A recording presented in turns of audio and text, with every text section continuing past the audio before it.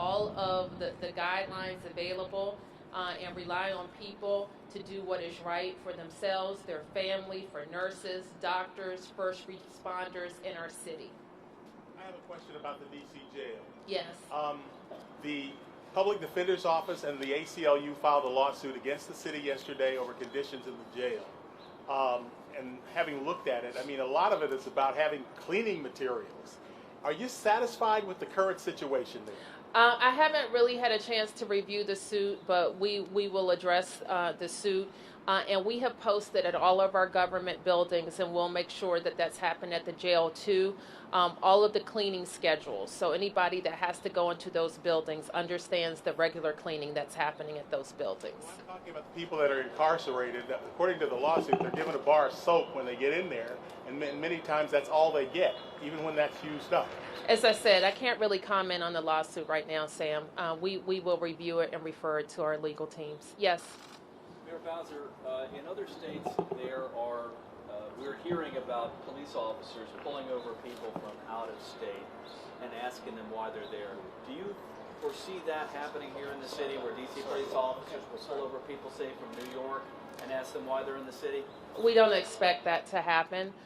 We certainly know that our borders are fluid, especially in the National Capital Region. There are people who live in Maryland that do essential work in D.C. and vice versa. So people are crossing our borders. We want to call everybody's attention, however, to all the essential things: food, medicine, going to an essential job or essential travel that you have to do. We have notified everybody in D.C. government, wherever they are in the region. I have employees that live all around this region to make sure that they have with them an ID that shows that they work for D.C. government, and they can demonstrate that they're on their way to essential work. If I can follow up, has anyone or any non-essential business in the city continued to operate you're aware of that has been fined? Not that I'm aware of. We do have the ability to fine. We also have the ability to revoke a business license for any business that is knowingly violating the order. Yes.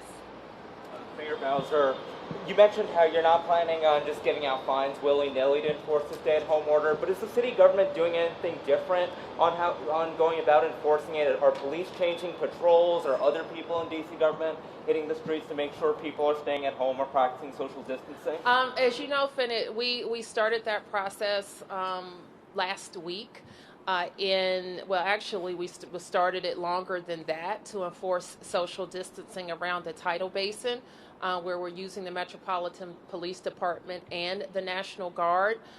We also we changed the contract that we have with our school safety officers so that they could be deployed to parks and playgrounds and recreation spots where we saw people distancing. We've used police tape, in some cases to indicate that the park or playground is closed. We've also, the police since last week have been encouraging people not to play pickup games all across the city. So all of those things continue to happen. Does the city have any evidence that undocumented people aren't seeking care, or that might be an issue going forward with coronavirus? We always want to make it clear to people that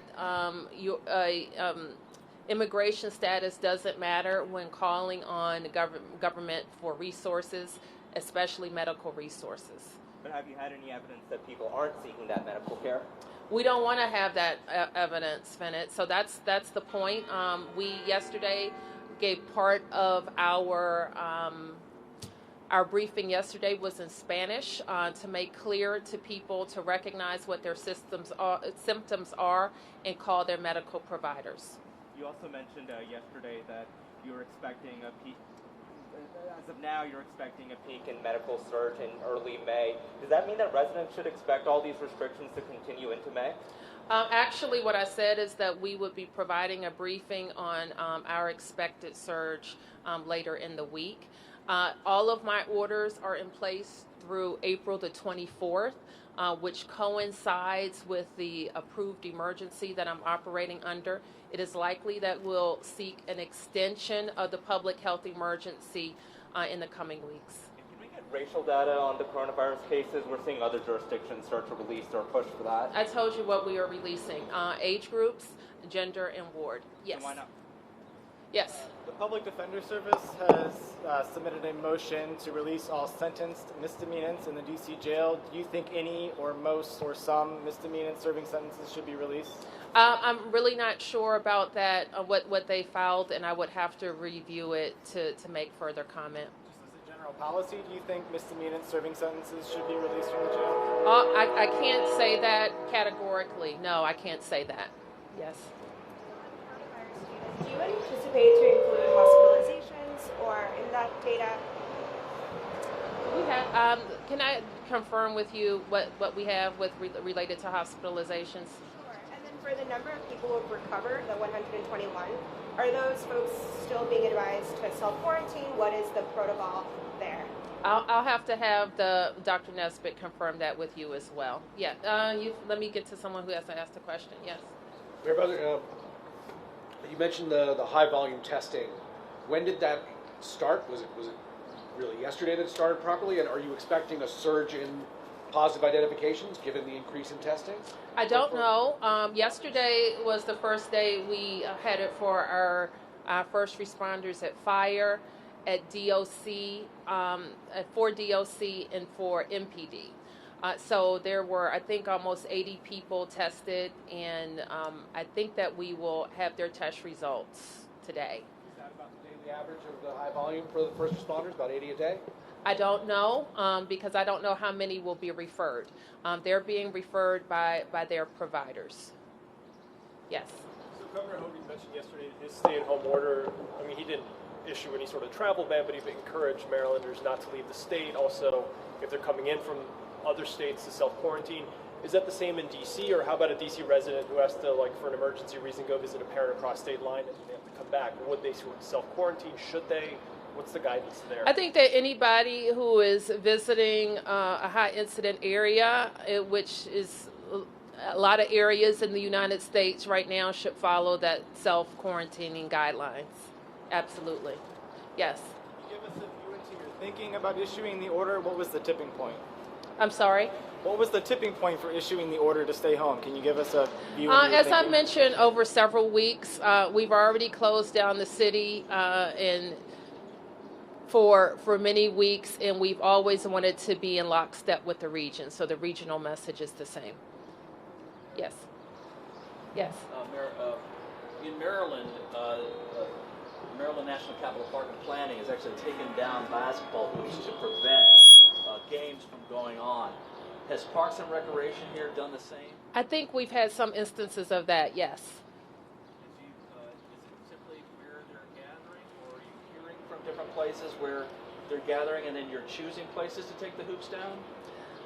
I don't know if they've taken all the hoops down. I expect a yes, or especially in areas where you can't shut down the park, or you can't lock it, or you can't cut it off. So that's another way to prevent the pickup games. Yes.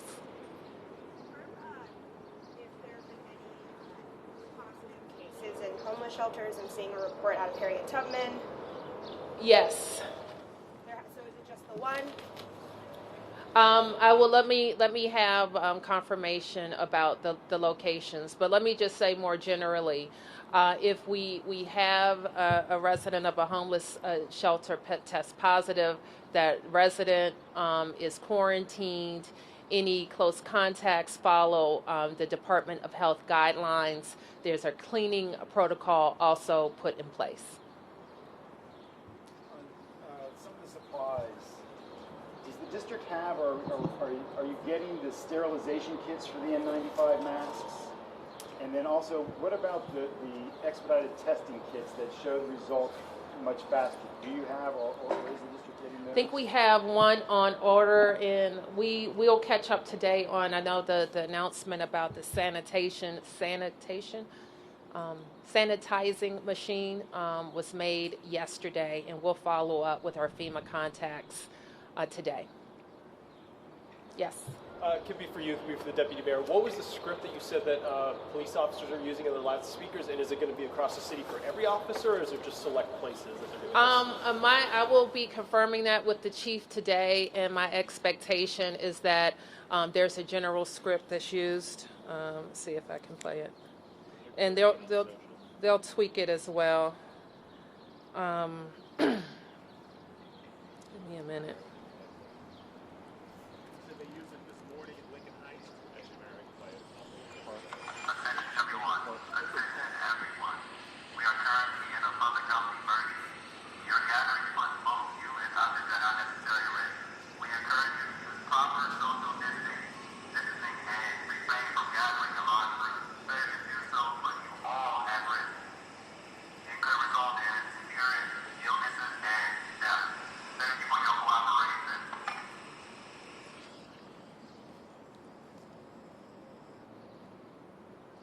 Can you tell us if you're receiving calls, social media, or anything about people being confused about the stay-at-home order, the differences between the three states, or just the difference between what it was like a couple days ago and the difference on starting tomorrow? I think on social, some of the biggest questions I've seen are what exercise is allowable. That's been one.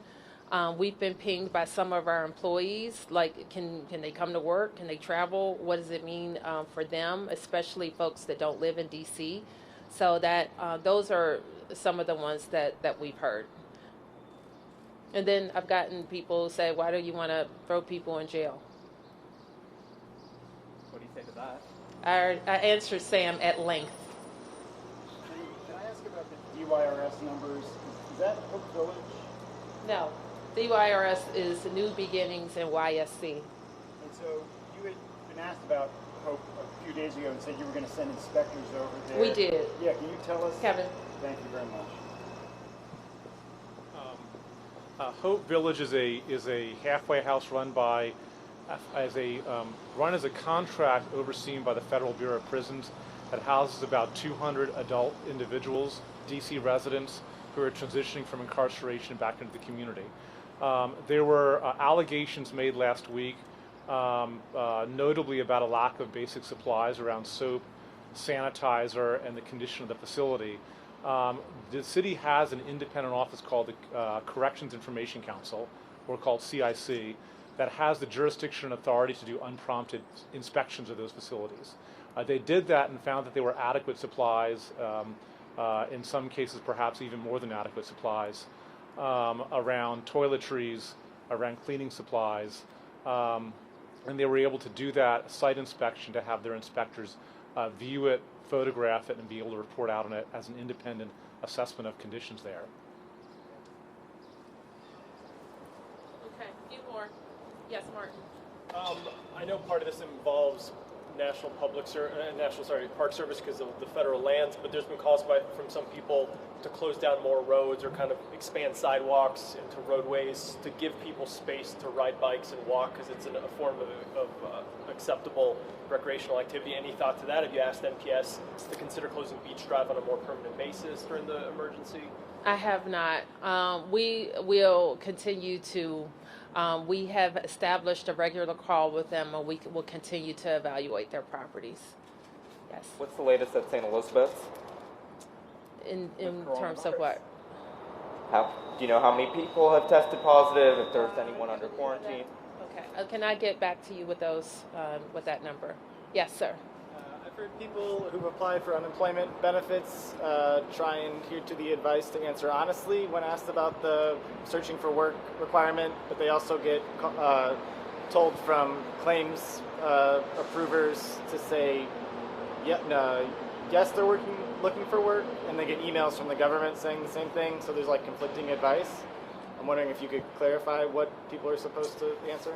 Yes, I asked the DOES director to issue clarification, so I want to just turn to her advice Director Morris Hughes, and we can provide you with all of the statements that she has made to be perfectly clear.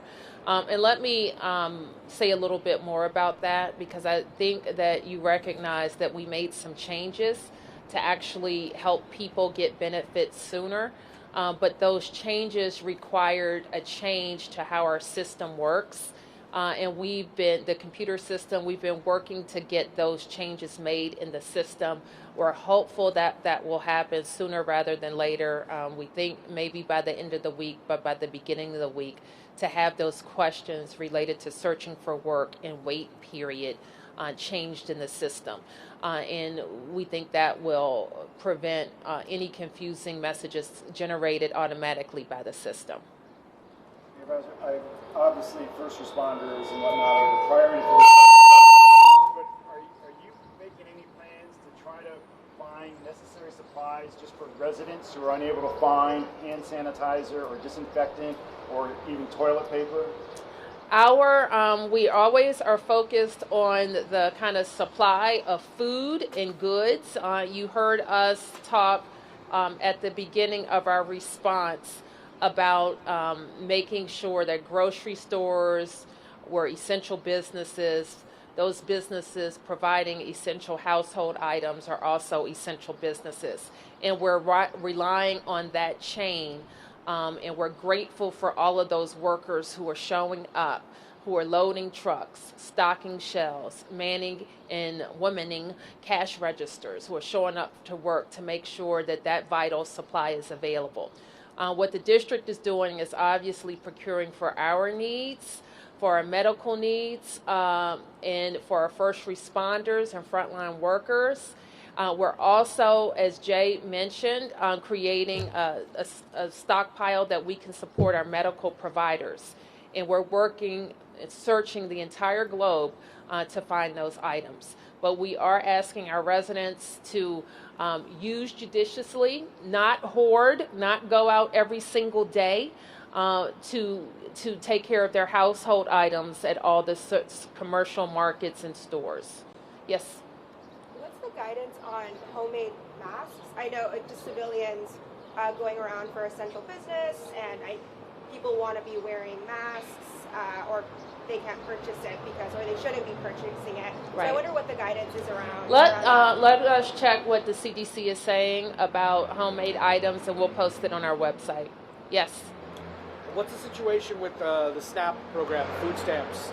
A lot of state governments have been appealing to USDA for blanket waivers, for greater autonomy, to expand the roles, to cut down paperwork, to deal with the increased need for food assistance, for food stamp assistance. What's the I don't situation think with that here? we have anything different to report on SNAP. One of the question has become, early on, we extended any recertification deadlines for people who are getting public benefits. And one question that I'll make sure that we confirm is that people who are newly applying, what all the procedures are for them as well. But please go to our website, coronavirus.dc.gov or just dc.gov, and look under public benefits, and that will explain to everyone what they need to do, whether they've been automatically recertified or whether they're applying for the first time. We've already done sort of automatic renewal, so people We've don't have to already reapply? done that. We did that early on. Yes. Mayor Bowser, normally we would be in the budget season. Yes. Of course, we're in a public health emergency. Have you been talking with the DC Council in terms of when you possibly may present a budget? In our the emergency that the council passed several weeks ago, we extended the submission timeline for the DC budget. I think the new date is May the 6th. And we'll be ready. Mayor Bowser, what are you seeing as far as DC employees, essential personnel who still have to go to work, calling out and not showing up? Do you have any data, any numbers? Has that become a problem at all? We're certainly trying to manage that, Mark. Early on, we put in an extraordinary way more than 50% of our folks on telework. And since that modified operations was announced, somebody remind me of the date. on March the 16th. We've added other people to teleworking. Most notably, we took all of our DMV operations virtual. So now there's no in-person DMV service, and we took all DC operations virtuals. And in a number of other agencies, after the first week, we realized that more employees could be teleworking. How about employment services? Is it becoming a problem there? We're certainly working to keep everybody at work at employment services. Mayor Bowser, Yes. the Department of Health often highlights racial disparities with infectious diseases and other health problems. Why not with coronavirus? As I said, Fennett, we're trying to get out as much accurate data as fast as possible, and our reporting can evolve throughout the process, but this is where we are. Yes. Just real quick, following up on what Mark was asking about, with Mr. Valentine's passing, you had mentioned last week that there was going to be contact tracing. Has that been done? Is there a sense that there was any threat to anybody else that was essential in the government that worked around him? I mentioned yesterday that 5 employees are self-quarantining. Yes, sir. For those of us who usually use the computer to apply for unemployment, because all the computers, all the places we can go are shut down, how do we go about getting the application? I need you to call employment services, and we will get you a phone number. Yes. Okay, last question. I'm wondering about DC for the last several years has had a spike in rats, the rat population, which has been attributed to the growth in restaurants and economic activity. Are the pest control people working, and B, what's going to happen with that now that there's no restaurants? Are they all going to head for people's houses?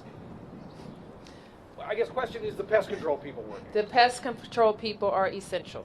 Yes, they are working. Thank you, everybody.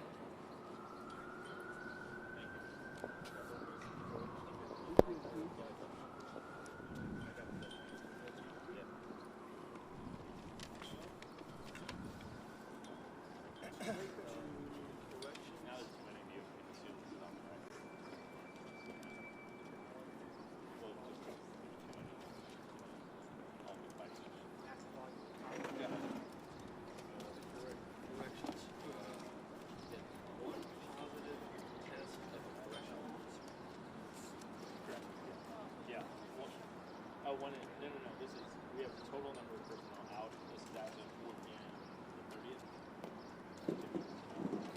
So, one correctional officer tested positive. Well, I'm sorry, personnel. I don't know, correctional officer is DOC. Okay, and 103 people on quarantine from DC Corrections. Yep. Is there a breakdown on how many of those are correctional officers? At this point, we just have personnel, so I'll check this out right now. All right, and then did I hear correctly? 6 jail inmates?